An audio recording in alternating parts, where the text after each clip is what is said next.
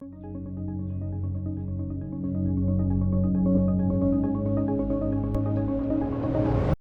hello, folks. Corporate financial strategy and sustainable growth. Very desirable for organizations. Okay, sustainable growth or growth itself as an objective is desirable for all rational organizations, and more so achieving it sustainably. Achieving growth sustainably.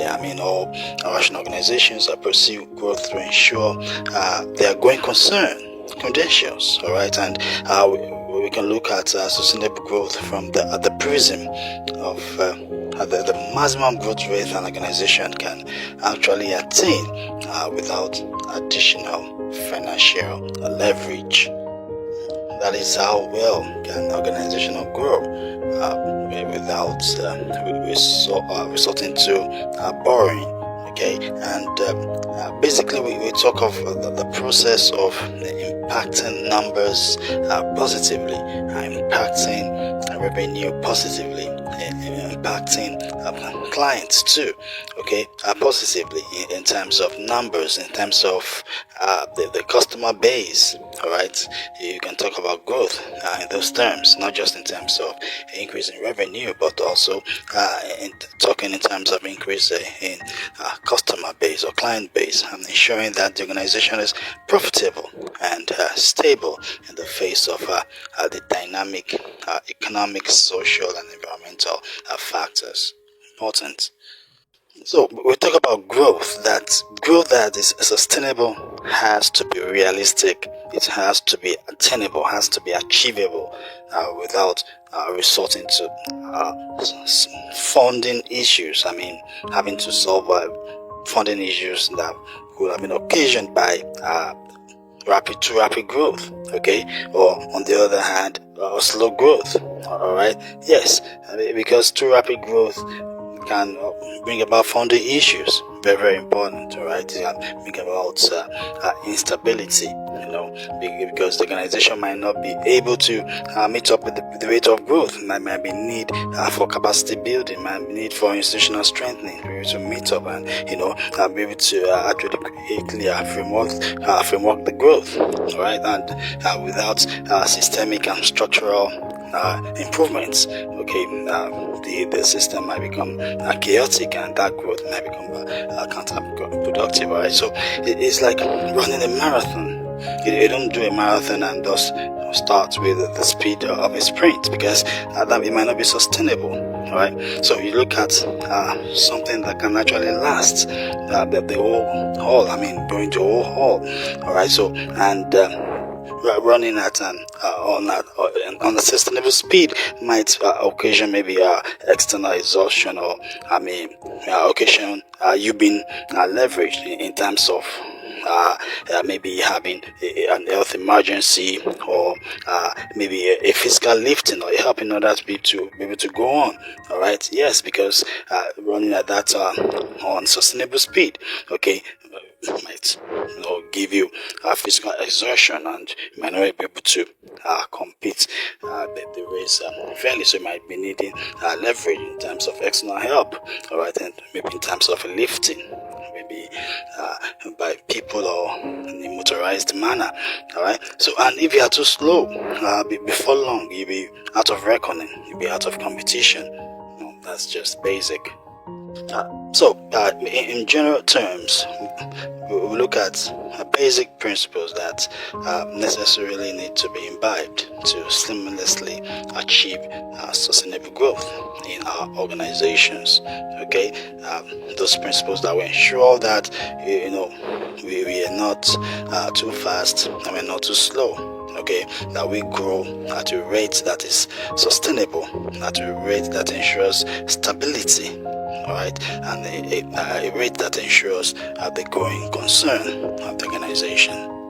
So first we'll be talking about customer or client experience. All right, customer is king universally, and customer loyalty should be unalloyed.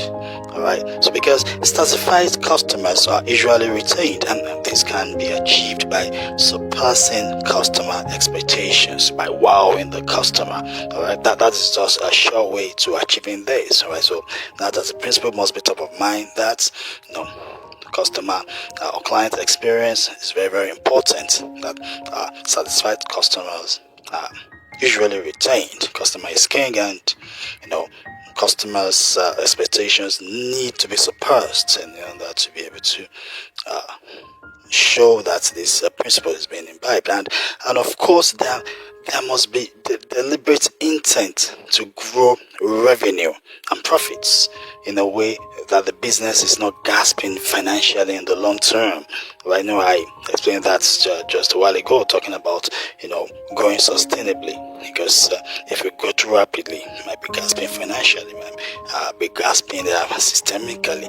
So yes, it's because it's a marathon. So growth or acceleration must not impede long-term financial health, long-term financial stability, or long-term systemic stability must not be impeded as a result of growth. So growth must be sustainable. So there must that deliberate intent to grow revenue and profits in a way that the business is not gasping in any way financially, systemically in the long term.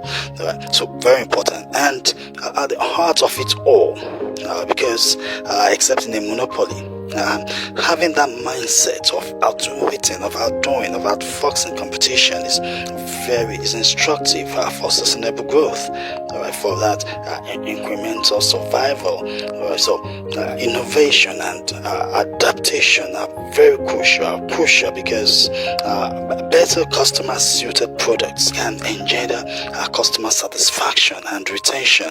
So and we have an impact on revenue and profits positively.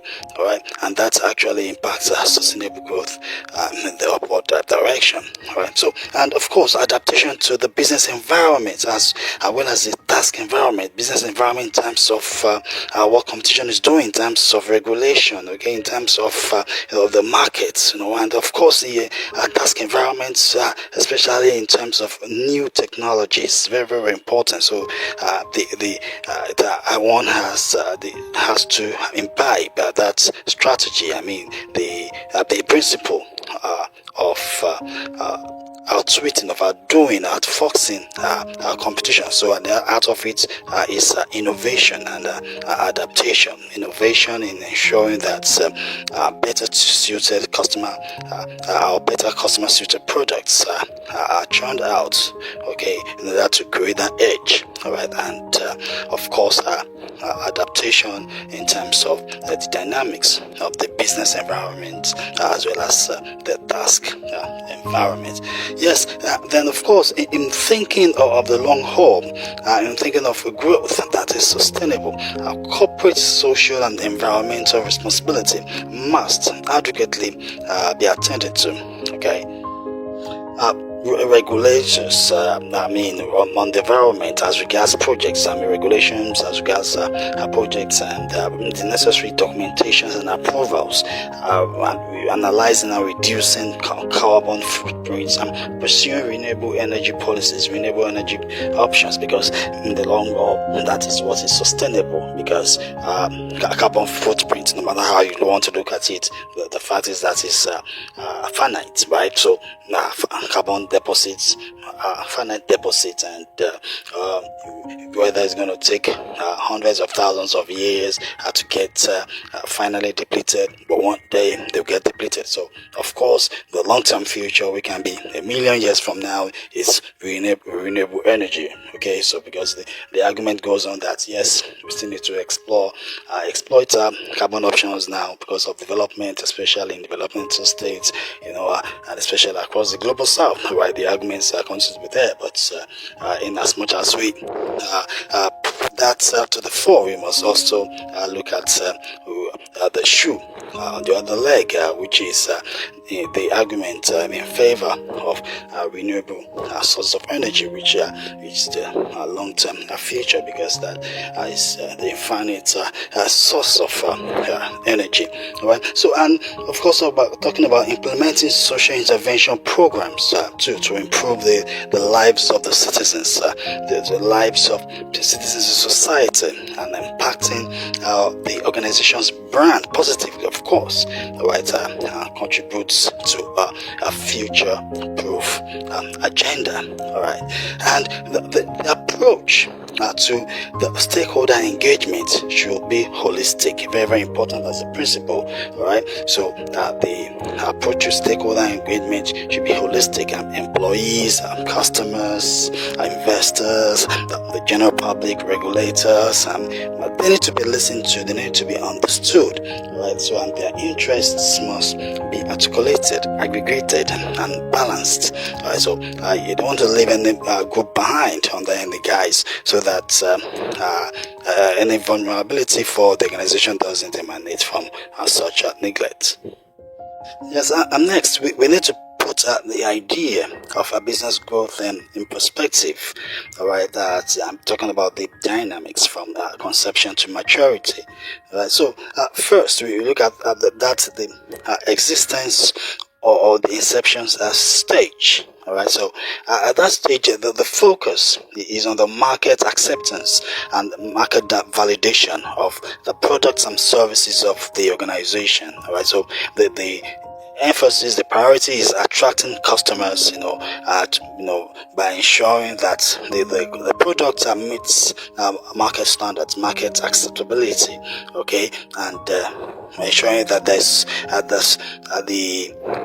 a solid foundation for the establishment of the business, and so that the business has a solid foundation for the desired growth, okay, providing an adequate foundation for the desired predetermined growth. Okay, so and the second, we should have this survival stage. All right, so the survival stage depicts where the needs to use the market acceptance, that the market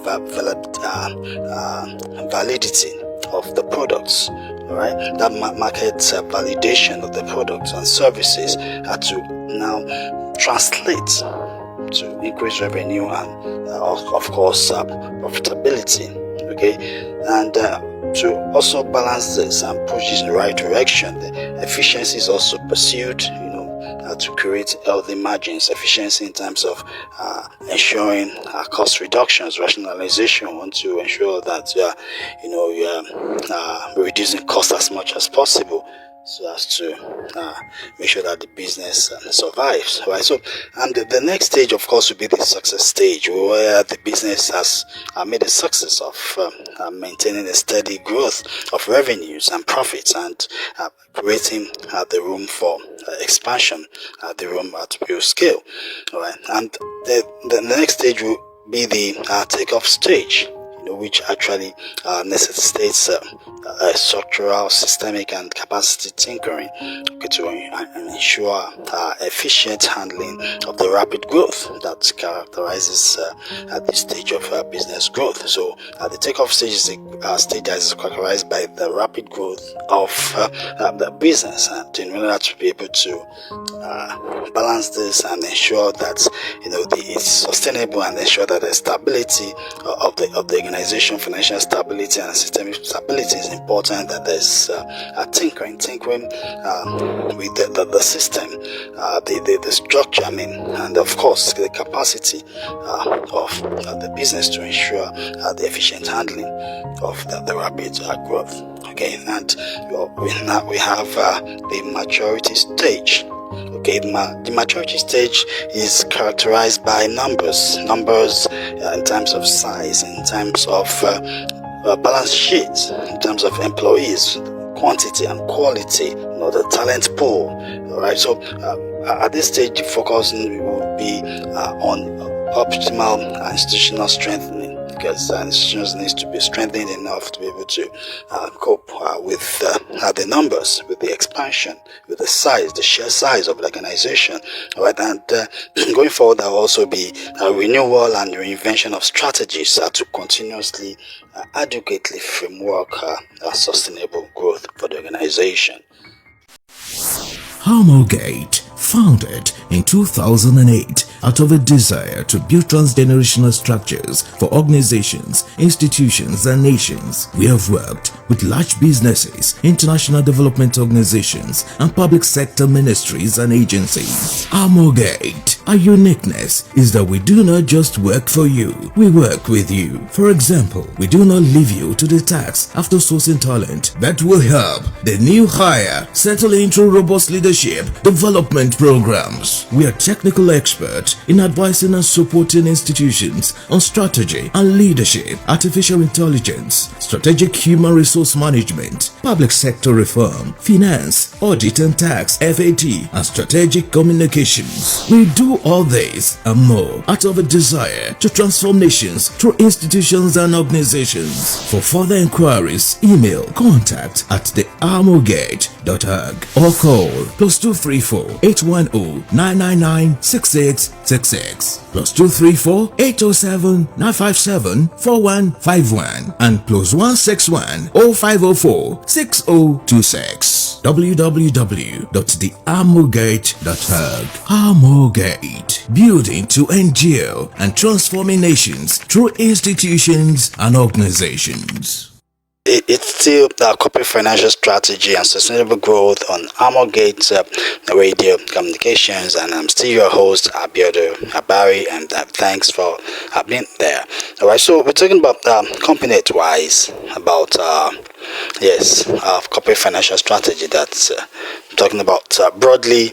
Taking all the dimensions, 9 components that we can really talk about, right from the financial goal setting, of course, which we believe is at the very base of the corporate financial strategy, right? Dissemination of financial goal setting, all right? So basically, clear, unambiguous, measurable, and realistic financial goals are to be set at the beginning of every business period. All right, very important. Clear, unambiguous, measurable, and realistic financial goals are to be set at the beginning of every business period. Okay, so because when financial goals are clear, unambiguous, measurable, and realistic, they tend to create a sense of focus, a sense of direction, and also serve as a motivation for employees in the organization, right? So that brings about a sense of unity, and because employees can easily coalesce behind those financial goals, and the alignment across departments, across units to commonly achieve set goals, set financial goals is easily elicited. Very important, all right? And of course, in terms of promoting accountability too, very important that when the goals are clear, when they are unambiguous, when they're measurable, when they're realizable rather. Measurable and realizable, okay? Clear, unambiguous, measurable, and realizable, okay?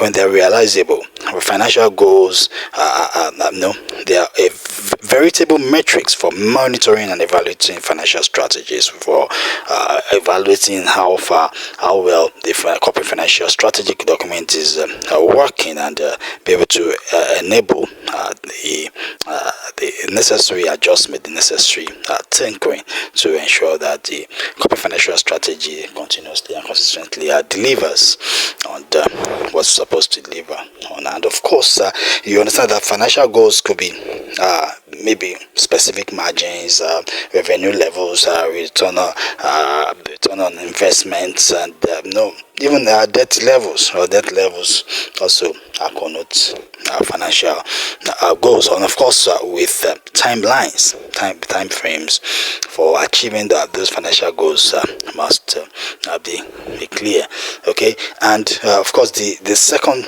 component, talking about the holistic manner now, approach now, which talk about corporate financial strategy has to be the very central, the very core component, which is financial planning. Financial planning is the cornerstone of any corporate financial strategy worth its salt, because you talk about something detailed, something holistic, the determination of the financial position first. All right, determine the financial position of the organization in a detailed and holistic manner. Very, very important. That is very, very basic in financial planning. All right, then revenues can then be projected, expenses can then be determined, okay, can then be estimated. All right, revenues and expenses can then be projected and matched. All right, and then you can then project debt levels, debt levels, and of course bad debts. All right, and okay, so also look at funding gaps and how all those the funding gaps will actually be solved. Okay, and of course you ensure effective risk management.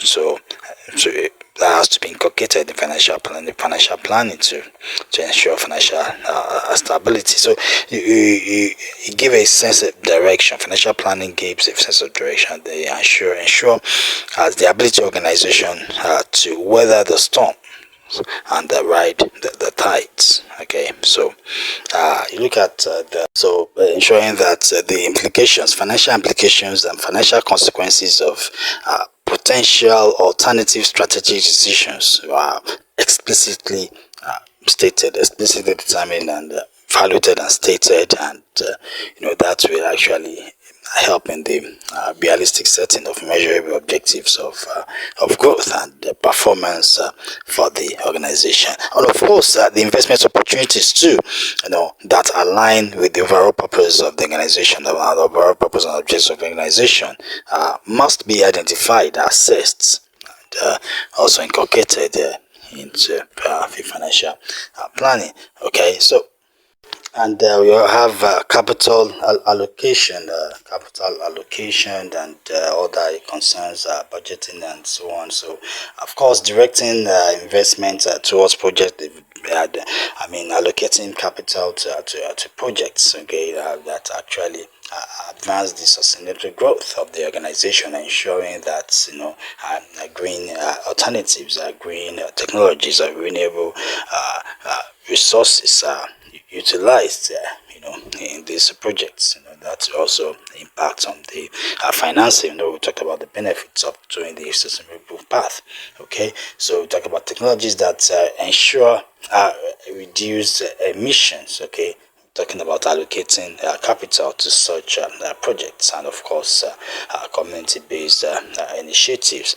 Okay, very, very important, and of course why not forgetting about the basic profit maximizing objective of the organization, but responsible manner, sustainable manner. Okay, that is what ensures the future-proof agenda of the organization is naturally enabled. Okay, so of course capital mix the debt of the ensuring the right mix of equity and debt. All right, and of course ensuring that capital is matched to projects, the tenor of capital is matched to projects. All right, so of course they can use issue additional equity to finance new long-term initiatives. Okay, that require initial additional funding, all right, initial additional cash flow, and of course issuing debt capital to finance investments that will be actually yielding cash, yielding cash, in a consistent manner, to be able to pay off the interest on the debt. So very, very important to match, the capital to the kind of investments, or in kind of the spending, the kind of projects that the company undertakes. Okay, so the right mix of capital, debt, and equity too, very very important to maintain that. And of course, cost management. Cost management to continue to optimize cost efficiencies and ensure, like I said previously, all right, that towing the sustainable path impacts cost management, impacts cost efficiencies, because it elicits the efficient use of resources, especially energy resources, and that brings about reduced waste, and that brings about optimization of resources, which of course will impact profit margins, because it has impacted cost figures. Okay, so that'll be very important too. And the cash flow management too. Cash flow management is something that has to be optimized. Okay, so that's to ensure that there is adequate liquidity to fund the operations of organization. Okay, the lifeblood organization, which is capital. Okay, so the working capital must be ensured. Okay, that at least 2 months working capital available. All right, so the corporate financial strategy must ensure that cash flow management is optimized. We've talked about this, continue to emphasize, and yes, and talking about the complete corporate financial strategy, component-wise, robust risk management, proactively identifying and mitigating all types of risk, financial and non-financial, okay, environmental, social risks.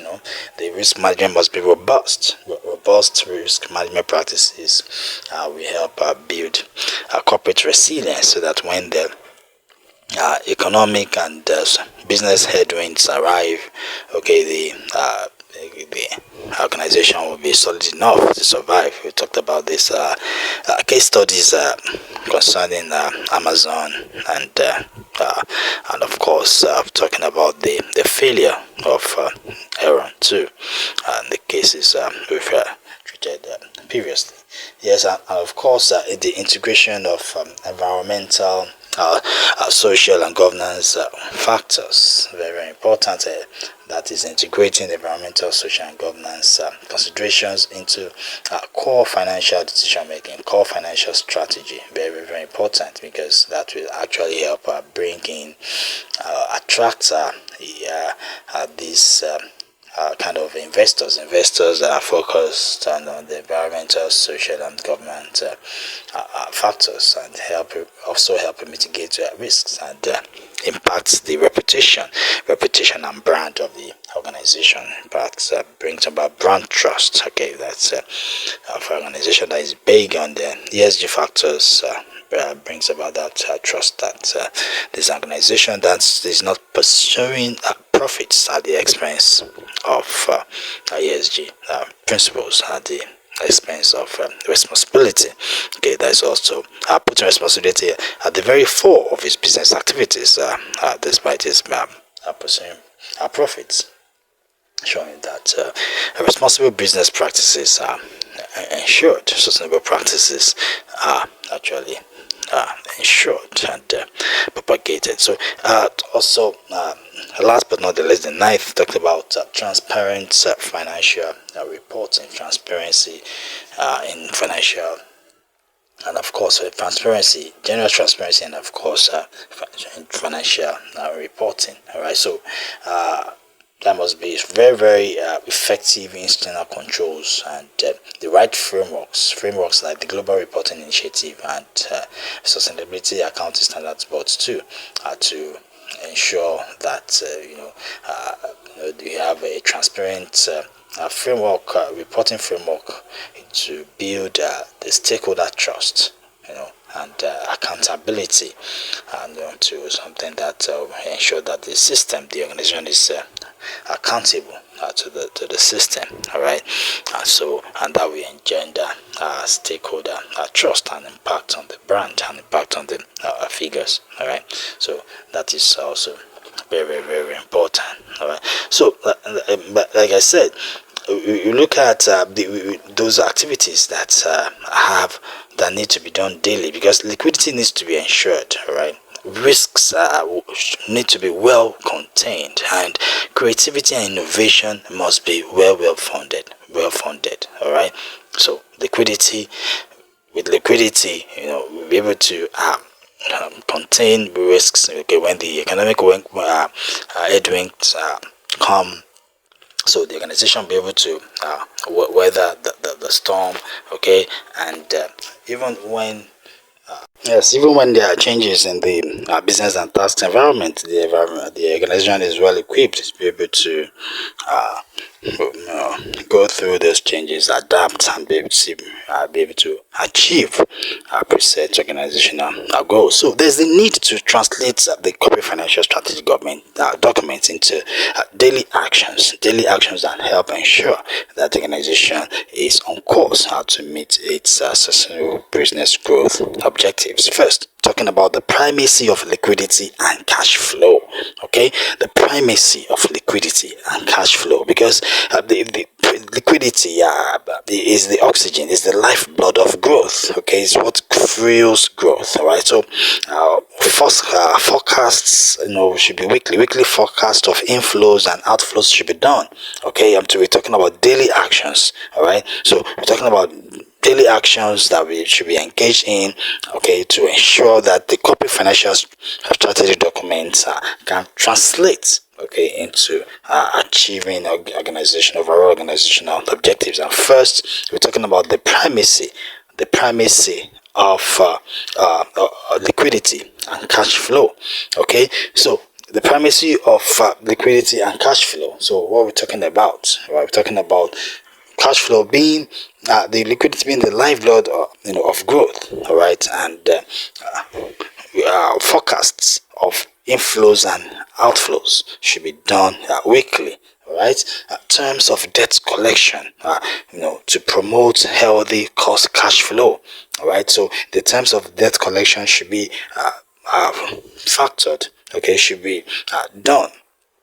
All right, should be in such a way, should be put together in such a way that the cash flow of the organization is positively impacted. All right, and when you talk about payables, when you talk about accounts payables, staggering and rescheduling of accounts payables will also help the organization in terms of having a healthy cash flow. Okay, the staggering and rescheduling of accounts payables. All right, so, and of course you want to ensure that there is at least 2 months working capital availability. Very important. All right, at least 2 months working capital availability, and planning must be thorough enough to protect against temporary shocks, that so that growth is continuously ensured.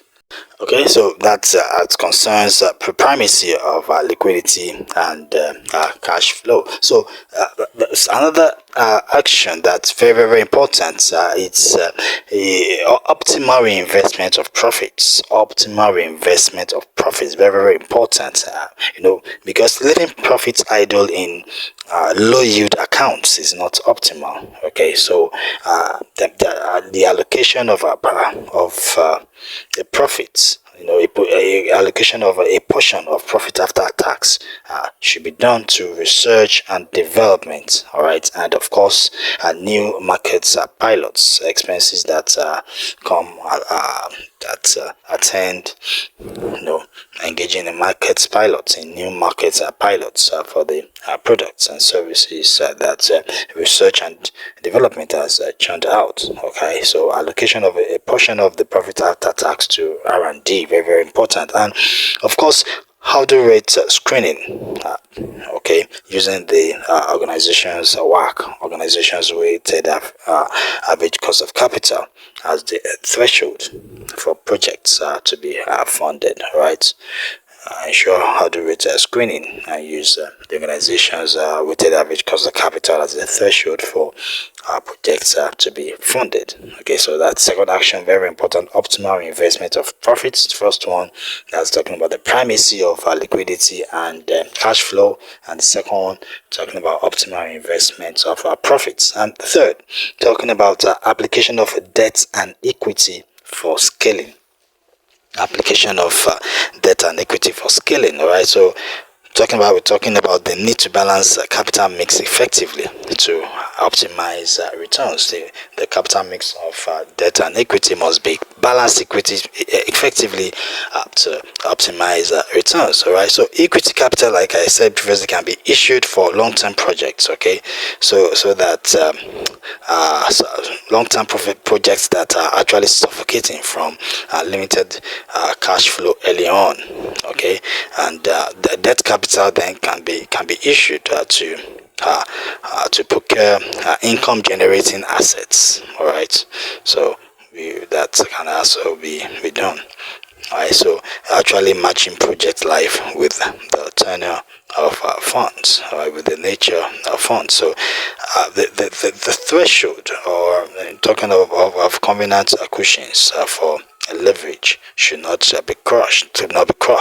All right, that threshold of covenant cushions for leverage should not be crossed. Okay, showing financial discipline, and that we are trying to impact what we're talking about. All right, that is ensuring that the corporate financial strategy puts the organization on the path of sustainable business growth. And of course, coverage ratios should be subjected to a stress test quarterly. They're very important. Coverage ratios should be subjected to a stress test quarterly. And yes, the fourth action we're talking about is about growing of revenue reserves to fuel expansion and protect against shocks and headwinds. All right, growing of reserves to fuel expansion and protect against shocks and headwinds. Okay, so very important to separate reserves from daily cash. Very instructive. All right, separating reserves from daily cash. Okay, then we can put in treasury bills. We can put in treasury bills or high yield sweep accounts. Okay, with maybe they have a maximum 3-day liquidation period. Okay, accounts that you can liquidate under 3 days. Okay, to ensure the liquidity. Okay, treasury bills or high yield sweep accounts, that when you separate reserves from the daily cash, that you can put in treasury bills or high yield sweep accounts. All right, so a provision of liquidity cushion of 3 months operating costs to support expansion activities. Okay, so when engaging in expansion activities, okay, so you want to you want to ensure that liquidity, there's liquidity cushion of 3 months for operating costs. Very important. All right, so we're talking of the application of the reserves, that you're talking about growing of reserves to fuel expansion. Okay, first is the separation, second is putting in treasury bills or high yield sweep accounts with maximum 3-day liquidation period, and of course provision of liquidity cushion of 3 months operating costs to support expansion activities, and quarterly target balances should be revisited. Okay, quarterly target balances should be revisited, and weekly transfers to the reserve pool can be automated. Yes, agreed weekly transfers to reserve pool can be automated to ensure that yes, there is discipline, and there is the risk of not being done is reduced at the barest.